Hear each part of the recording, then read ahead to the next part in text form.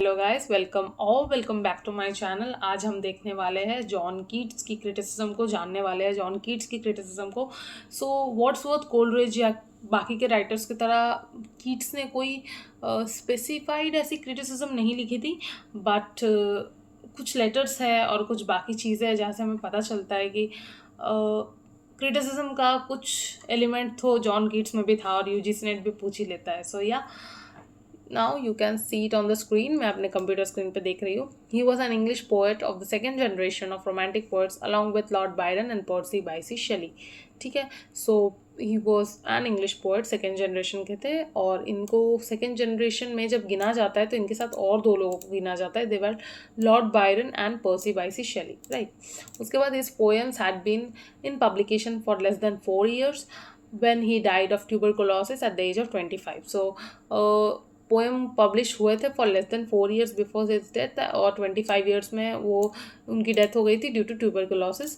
They were indifferently received in his life time but his fame grew rapidly after death. So उनके रहते रहते poems were seen very indifferently, उतना famous नहीं हुए थे वो, but after his death they become very famous. His poems become very famous. By the end of the century he was placed in the canon of English literature, strongly influencing many writers of the pre-Raphaelite Brotherhood. By the end of the century उनको बहुत ज़्यादा recognition मिल गई थी। The year 1819 proved to be the most productive year and often called the Annus Mirabilis और miracle year of his life। 1819 को इसीलिए भी बहुत ज़्यादा miraculous year कहा जाता है कीट्स के लाइफ का, क्योंकि उनकी जो ओड्स है, मैक्सिमम ओड्स इसी ईयर में लिखी गई है। और हम सबको पता है कि कीट्स उनके ओड्स के लिए बहुत ज़्यादा जाने जाते हैं। नाउ पहला क्रिटिसिज्म जहाँ से आता है या यूजीसी ने जहाँ से पूछता है आपको, पहला है letter to Richard Woodhouse, October 27, 1818। ठीक है, ये एक लेटर है जो उन्होंने रिचर्ड वुडहाउस को लिखा था और डेटेड है ये 27 October 1818 को। So egotistical sublime is the term जो हमें यहाँ पे मिलता है। It is a term coined by Keats in 1818 letter to Richard Woodhouse. It involves presenting the world through one subjective perspective like Wordsworth, lacking open mindedness. So Keats का जो ये term use किया था egotistical sublime, according to it Keats ये बोलना चाह रहे थे कि कोई कोई पोइट की ऐसी आदत होती है ना कि वो अपने सब्जेक्टिव आइडियाज़ को, अपने पर्सनल आइडियाज़ को, पर्सनल पर्सपेक्टिव्स को बिना ओपन माइंड दिखाए अपने वर्क में लिख देते। जिस वर्क इसकी वजह से क्या होता है ना, जब आप सिर्फ अपना पर्सनल पॉइंट ऑफ व्यू डालते हो, वर्ल्ड उसके साथ कनेक्ट नहीं कर पाता।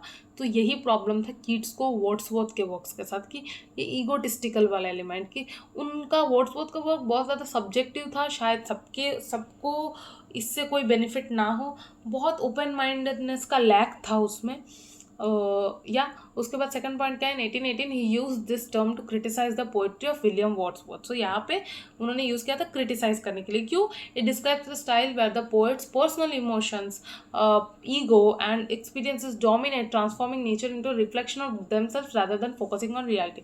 क्योंकि अपना सब्जेक्टिव आइडिया इसमें बहुत ज़्यादा है, तो वो नेचर जो रियलिटी में है उसको छोड़ के बस उनका ही पर्सपेक्टिव पोएम में रिफ्लेक्ट हुए जा रहा है।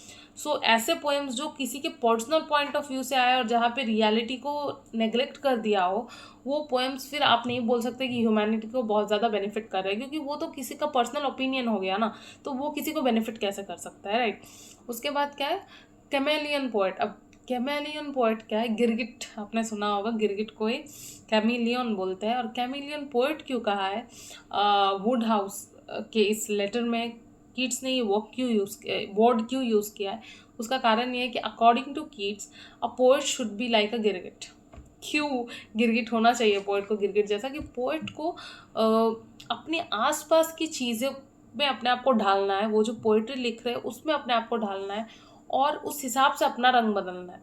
पोएट को अपना कोई रंग नहीं डालना है पोएट्री में, पोएट को अपने आप से पहले अलग हो जाना है और वो जो पोएट्री में लिख रहे हैं उसमें अपने आप को ढालना है, राइट। सो यहाँ पे क्या लिखा हुआ है, the true poet has no identity of his own and absorbs other identities. वो जो वर्क लिख रहे हैं उस आइडेंटिटी को वो ऑब्जर्व कर लेंगे, ना कि अपनी आइडेंटिटी उसमें रिफ्लेक्ट कराने की कोशिश करेंगे। Mention in the letter to Richard Woodhouse written in October 1818, a poet is most unpoetical of anything in existence, right? So poet सबसे ज़्यादा unpoetical चीज़ है in existence। क्यों? क्योंकि खुद की कोई आइडेंटिटी नहीं है पोएट की। Poet changes according to the writing, right. Poet अपना कुछ रिफ्लेक्ट नहीं होने दे सकते उसमें, वहाँ से पोएट को इंस्पायर्ड हो। और हर बार जब वर्क चेंज होता जा रहा है, पोएट का इंस्पिरेशन भी उस हिसाब से, वो पोएट्री से जो उनके अंदर आ रहा है वो भी with the work that should change, right. Letter to George and Thomas Keats, December 28, 1817। ये नेक्स्ट लेटर है, यहाँ पे नेगेटिव कैपेबिलिटी की बात हो रही है। This term was coined in his letters to George and Tom, inspired by Shakespeare's work. He describes it as when a man is capable of being in uncertainties, mysteries, doubts, without any irritable reaching after fact and reason.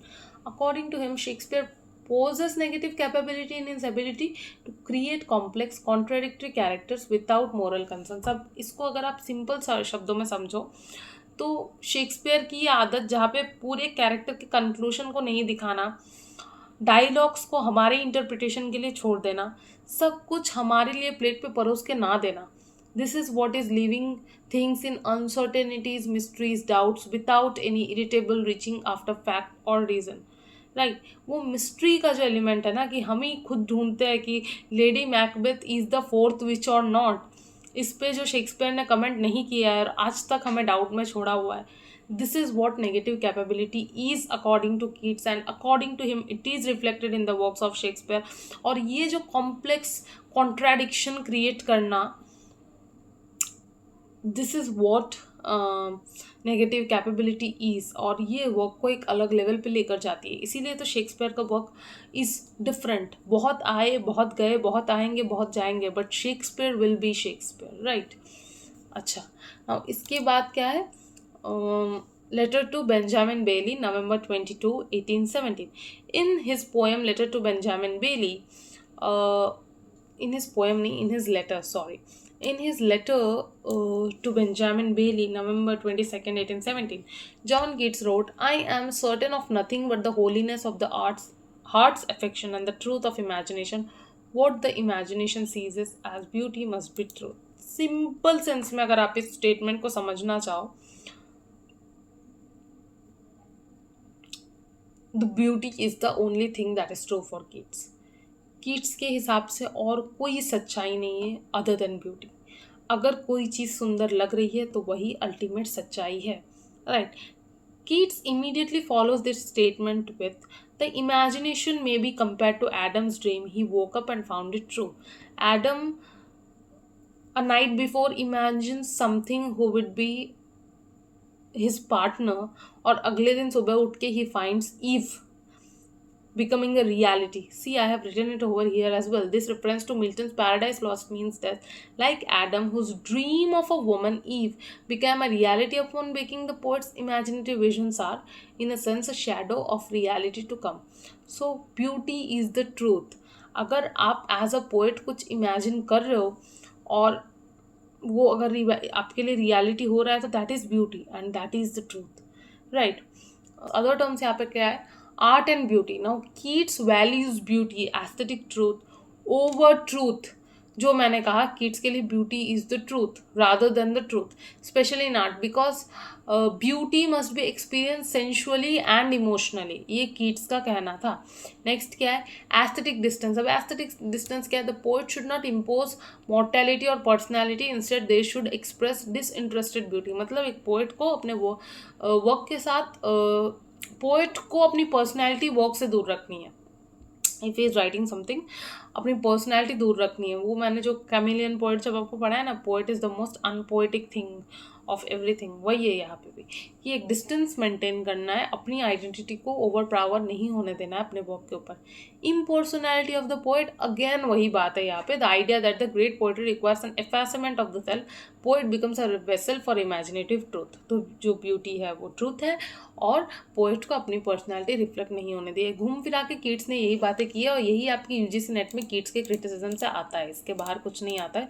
So I have made my best effort, I have literally put in everything, and I have done everything that I could have done before shooting this video, and I hope this reaches you people. I hope you people see it, I hope you people enjoy it, I hope simplified हुआ हो आपके लिए, आपके doubts सारे clear हुए हो।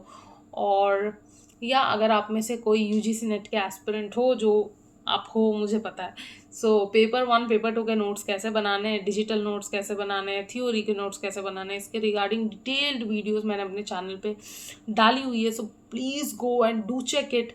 साथ ही साथ if you are someone who is currently in your bachelor's or masters of your English literature subject, so आप क्या कर सकते हो, आंसर्स कैसे लिखने हैं, कैसे आंसर को फ्रेम करना है, so that you can get maximum marks. How I scored my marks, मैंने लिटरली अपने आंसर्स प्रेजेंट करके दिखाई है कि how an ideal answer should look like in order to score well. So make sure you go and check that video if you need it. Okay, so yeah, इसके बाद और I guess और 2-3 हमारा critics बाकी है, उसके बाद will be done with this series. इसके बाद आपको क्या क्या चाहिए, क्या पढ़ना है आपको, please do comment in the comment section so that I can plan it. मैं सोच रही हूँ थियोरी शुरू करने का, should I do it, please do tell me in the comments, right. So okay, चलो बाय, थैंक यू।